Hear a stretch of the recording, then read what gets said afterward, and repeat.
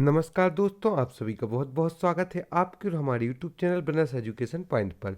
जैसा कि आप सभी को ज्ञात है कि हमारे चैनल के द्वारा मुख्य परीक्षा के नोट्स एवं प्रारंभिक परीक्षा की test series, Madhya Pradesh current affairs की विशेष पीडीएफ आदि प्रमुख उपयोगी पीडीएफ उपलब्ध कराई जाती हैं। तो यदि अभी तक आपने हमारी कोई भी पीडीएफ प्राप्त नहीं की है तो जल्दी से जल्दी आप डिस्क्रिप्शन बॉक्स में जाकर इंस्टा मौजूद के लिंक से आप हमारी मुख्य परीक्षा के नोट्स, साइंस एवं technology, ethics, polity, geography, Hindi आदि सभी सब्जेक्ट के नोट्स प्राप्त कर सकते हैं। साथ ही साथ प्रारंभिक परीक्षा की 50 एफएलटी टेस्ट सीरीज भी प्राप्त कर सकते हैं एवं मध्य प्रदेश करंट अफेयर्स की विशेष पीडीएफ भी प्राप्त कर सकते हैं। आज का जो हमारा वीडियो है वह हमने एथिक्स सब्जेक्ट को लिया है, जिसमें हमने कौटिल्य के दार्शनिक विचारों एवं उनकी राजनीति पर चर्चा करेंगे। तो चलिए चलते हैं आज के हमारे वीडियो पर। उसके पहले यदि अभी तक आपने हमारे चैनल को लाइक एवं सब्सक्राइब नहीं किया तो सर्वप्रथम आप हमारे चैनल को लाइक एवं सब्सक्राइब कर दें। चलिए चलते हैं आज के हमारे वीडियो पर। कौटिल्य के दार्शनिक विचारों का वर्णन करें। परिचय। चौथी शताब्दी तक्षशिला के आचार्य मौर्य वंश की स्थापना में सहायक चंद्रगुप्त मौर्य के प्रधानमंत्री थे। कौटिल्य जो थे वह चंद्रगुप्त मौर्य के प्रधानमंत्री थे, मौर्य वंश की स्थापना में सहायक थे, तक्षशिला के आचार्य थे एवं चौथी शताब्दी में इनका काल रहा है। भारत के प्रथम राजनीतिक विचारक की उपाधि भी कौटिल्य को प्राप्त है। अर्थशास्त्र के लेखक हैं कौटिल्य। इन्हें भारतीय मैकियावेली भी कहा जाता है। कौटिल्य की राज्य की उत्पत्ति की अवधारणा पर चर्चा कीजिए।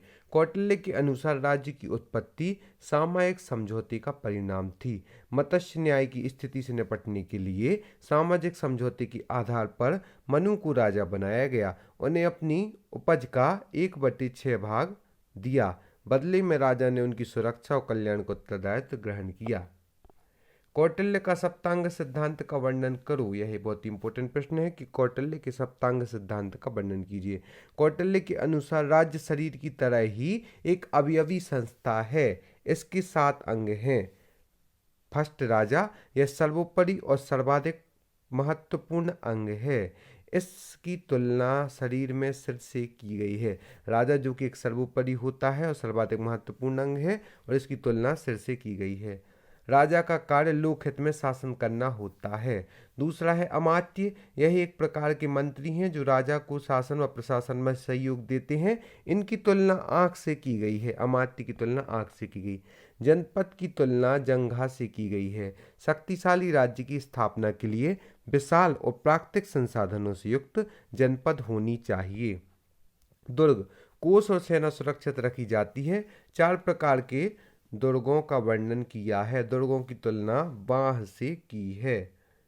पहला तो है जल दुर्ग, अवतक, पर्वतक दुर्ग, धानबान दुर्ग, वन दुर्ग। यह इस प्रकार से 4 दुर्गों का वर्णन किया गया है। कोष। यह अत्यधिक महत्वपूर्ण है क्योंकि राजा के सभी कार्य धन पर निर्भर हैं और राजा को धर्म के अनुसार धन का कोष संग्रह करना चाहिए। कोष की तुलना मुख से की गई है। दंड। यहाँ दंड का अर्थ है राज्य की सुरक्षा और साम्राज्य के विस्तार के लिए सेना। कौटिल्य आक्रमण के बदले सुरक्षा को ज्यादा महत्व देते थे। दंड का अर्थ है राज्य की सुरक्षा और साम्राज्य के विस्तार के लिए। कौटिल्य आक्रमण के बदले सुरक्षा को ज्यादा महत्व देते थे। और 7वां है मित्र। मित्र की तुलना कान से की गई है। पड़ोसी राष्ट्र हैं जो विपदा, अशांति और साम्राज्य विस्तार के समय राजा की सहायता करते हैं। एक बार पुनः सप्तांग सिद्धांत के बारे में जानते हैं मुख्य मुख्य चीजें। फर्स्ट तो है इसमें राजा सर्वोपरि सर्वाधिक महत्वपूर्ण अंग है। इसकी तुलना सिर से की गई है। राजा का कार्य लोकहित में शासन करना है। अमात्य की तुलना मंत्री से की गई है। अमात्य एक प्रकार का मंत्री है जो राजा के शासन और प्रशासन में सहयोग देते हैं। इनकी तुलना आंख से की गई है।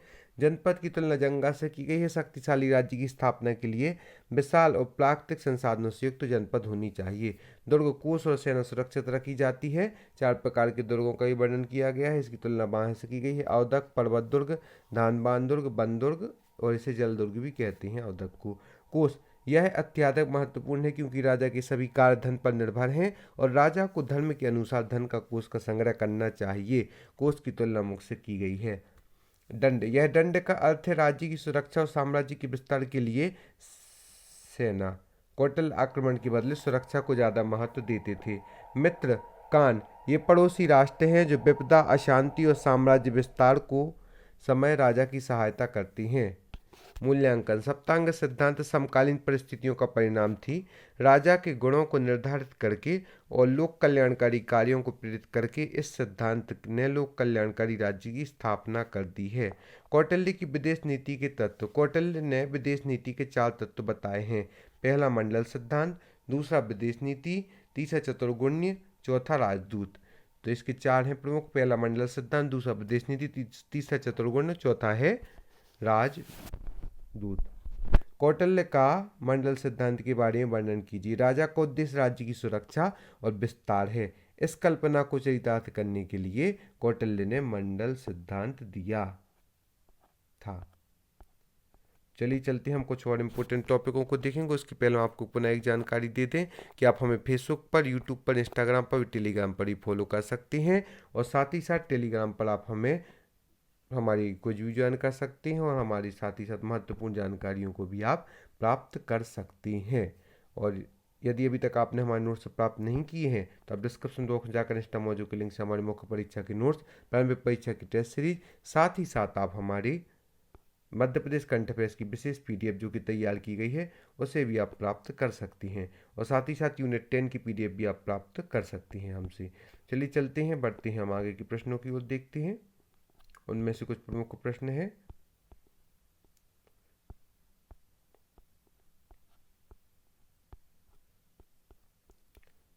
यूनान के 3 महान दार्शनिकों के बारे में बताइए। यूनान के 3 महान दार्शनिक, जिनमें प्रथम है सुकरात, आदर्शवादी स्थिति की कल्पना की है सुकरात ने। दूसरे हैं प्लेटो, सौंदर्यशाली प्रतिभाशाली कवित्व की रचना की है। तीसरे हैं अरस्तु, वैज्ञानिक मनोवृत्ति का विकास, यथार्थवाद का समर्थन एवं स्वतंत्रता की बात करते हैं अरस्तु। तो यूनान के 3 महान दार्शनिक हैं सुकरात, प्लेटो एवं अरस्तु। प्लेटो के अनुसार ज्ञान और मत में अंतर। प्लेटो के अनुसार ज्ञान और मत में तुलना करते हैं तो ज्ञान बुद्धिगम्य होता है एवं मत जो होता है वह अनुभवगम्य होता है। ज्ञान सार्वभौम एवं अपरिवर्तनशील होता है और मत व्यक्तिगत एवं परिवर्तनशील होता है। ज्ञान सदैव सत्य होता है, मत सत्य एवं असत्य दोनों हो सकता है। ज्ञान के विषय प्रत्यय हैं, मत लौकिक जगत के अंतर्गत आता है। ज्ञान के विषय प्रत्यय हैं जो अलौकिक जगत से संबंधित है, मत लौकिक जगत की वस्तुओं से संबंधित है। अरस्तु के 4 कॉर्डिनल कौन कौन से हैं? पहला तो है विवेक, दूसरा है साहस, तीसरा है धैर्य और चौथा है न्याय। विवेक, साहस, धैर्य एवं न्याय जो कि अरस्तु के 4 कॉर्डिनल हैं। प्लेटो के आदर्श राज्य के तत्व लिखें। आदर्श राज्य, प्लेटो के आदर्श राज्य के अनुसार राज्य का स्वरूप साम्यवाद, शिक्षा नीति, न्याय एवं चिंतन आदि प्रमुख तत्व हैं। प्लेटो का साम्यवाद, प्लेटो की साम्यवाद की संकल्पना के अनुसार प्रशासक व सैनिक वर्ग को राजनीति व प्रलोभन से दूर रखना, इन दोनों को पारिवारिक व व्यक्तिगत चिंताओं से दूर रखना है। वे कहते हैं कि संतान उत्पत्ति के लिए विवाह आवश्यक नहीं है क्योंकि व्यक्तिगत संपत्ति व परिवार विकास के लिए बाधक है। प्लेटो का मानना है कि परिवार में मैं की भावना का विकास होता है जिसके कारण साम्राज्य में विषमता पैदा होने का खतरा रहता है। उनका मानना है कि उत्पन्न बच्चों का पालन पोषण बाल सार्वजनिक देखभाल घर के माध्यम से होनी चाहिए। इससे यह पता नहीं चलेगा कि बच्चा किसका है और समाज में मैं की भावना का विकास नहीं होगा, अतः शासन का संचालन बिना बाधा के होगा। इस प्रकार प्लेटो के साम्यवाद से समाज में बुराइयों का अंत होगा। प्लेटो का न्याय सिद्धांत, प्लेटो का मानना था कि न्याय आत्मा की आवाज है और न्याय दार्शनिक शासन द्वारा ही स्थापित किया जा सकता है क्योंकि वह विवेक की सहायता से साहस व संयम को निर्देशित करेगा, तब न्याय की स्थापना होगी। सामाजिक व्यक्तिगत न्याय, व्यक्तियों में सामंजस्य, एकता स्थापित करना व एक दूसरे से कार्यों में हस्तक्षेप न करना, यह सामाजिक व्यक्तिगत न्याय की अवधारणा पर आधारित है। प्लेटो की सद्गुणों की एकता का सिद्धांत का वर्णन कीजिए। प्लेटो के अनुसार सभी सद्गुण एक साथ आते हैं व एक साथ जाते हैं। यदि विवेक बुद्धि नहीं है तो न्याय नहीं किया जा सकता है। यदि संयम नहीं है तो इच्छा लालच ईर्ष्या को नियंत्रित करना संभव नहीं है और यदि न्याय नहीं है तो न्याय की स्थापना मुश्किल है। यहाँ पर हमने प्लेटो की सद्गुणों की एकता का सिद्धांत जिसमें सभी गुण एक साथ आते हैं वह एक साथ जाते हैं।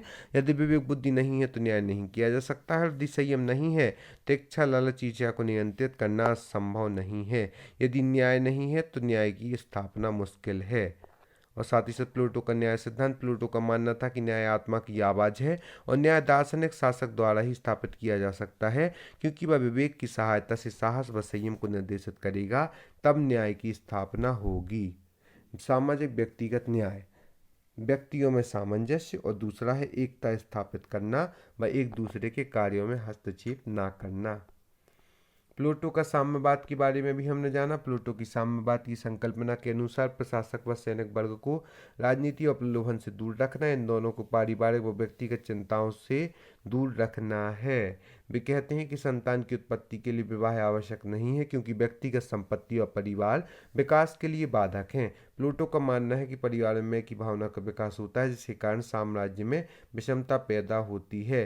तो उनका कहना है कि बच्चों का लालन पालन बाल सार्वजनिक देखभाल घर के माध्यम से होना चाहिए, ताकि किसी को भी पता न चले कि कौन किसका है, तो इसमें मैं की भावना उत्पन्न नहीं होगी। प्लेटो के आदर्श राज्य के तत्व लिखिए। आदर्श राज्य के तत्व के अंतर्गत चिंतन, न्याय, शिक्षा नीति, राज्य का स्वरूप, साम्यवाद, यह प्लेटो के आदर्श राज्य के तत्व हैं। अरस्तु के 4 कॉर्डिनल के अनुसार विवेक, साहस, धैर्य व न्याय 4 कॉर्डिनल हैं। प्लेटो के अनुसार ज्ञान व मत में अंतर में देखा कि ज्ञान बुद्धिगम्य होता है, मत अनुभवगम्य होता है। ज्ञान सार्वभौम एवं अपरिवर्तनशील होता है, मत व्यक्तिगत एवं परिवर्तनशील होता है।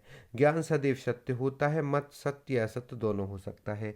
ज्ञान के विषय प्रत्यय हैं एवं ज्ञान के विषय प्रत्यय हैं जो अलौकिक जगत से संबंधित है, और मत लौकिक जगत की वस्तुओं से संबंधित होता है। यूनान के 3 महान दार्शनिक के अंतर्गत पहले तो है सुकरात, जो कि आदर्शवादी स्थिति की कल्पना की है। दूसरे हैं प्लेटो, जिन्होंने सौंदर्यशाली प्रतिभाशाली कवित्व की रचना की है। तीसरे हैं अरस्तु, वैज्ञानिक मनोवृत्ति का विकास, यथार्थवाद का समर्थन, स्वतंत्रता की बात करती हैं। इसके बाद का जो हमारा प्रश्न था, जिसमें हमने चाणक्य की नीतियों के बारे में भी जाना है और कि उनका कैसा क्या वर्णन रहा है, उसके बारे में देखते हैं। उसके बाद हम एक बार आपको पुनः जानकारी दे देते हैं कि यदि अभी तक आपने हमारे चैनल को सब्सक्राइब नहीं किया है तो जल्दी सर्वप्रथम आप हमारे चैनल को सब्सक्राइब करें, एवं साथ ही साथ यदि अभी तक आपने हमारी वीडियो को लाइक एवं शेयर नहीं किया है तो जल्दी आप हमारी वीडियो को लाइक करें, एवं साथ ही साथ अपने दोस्तों के साथ भी शेयर करें। कौटिल्य के दार्शनिक विचारों के वर्णन के बारे में भी हमने जाना है कि 4वीं शताब्दी में रहे हैं, तक्षशिला के आचार्य रहे हैं, मौर्य वंश की स्थापना में सहायक रहे हैं, चंद्रगुप्त मौर्य के प्रधानमंत्री थे, भारत के प्रथम राजनीतिक विचारक, अर्थशास्त्र के लेखक रहे हैं। इन्हें कई उपाधियां प्राप्त हैं। कौटिल्य की राज्य की उत्पत्ति की अवधारणा के अनुसार राज्य की उत्पत्ति सामाजिक समझौते का परिणाम थी। रूसों की तरह मत्स्य न्याय की स्थिति से निपटने के लिए सामाजिक समझौते के आधार पर मनु को राजा बनाया गया, उन्हें अपनी उपज का 1/6 भाग दिया, बदले में राजा ने उनकी सुरक्षा और कल्याण का उत्तरदायित्व ग्रहण किया। कौटिल्य के सप्तांग सिद्धांत के बारे में भी हम जान चुके हैं, इसमें 7 अंगों से तुलना की गई है, और कौटिल्य के अनुसार राज्य शरीर की तरह ही अवयवी संस्था है, जिसमें राजा सर्वोपरि होता है, उसके बाद अमात्य, फिर जनपद, दुर्ग, कोष, दंड एवं मित्र का वर्णन किया गया है। कौटिल्य की विदेश नीति के अनुसार 4 तत्व हैं। पहला है मंडल सिद्धांत, दूसरा है विदेश नीति, तीसरा है चतुर्गुण, चौथा है राजदूत। आप सभी ने हमारे इस वीडियो को देखा, उसके लिए आपको सभी को बहुत बहुत धन्यवाद। हम आशा करते हैं आगे आप हमारे साथ ही बने रहेंगे। धन्यवाद।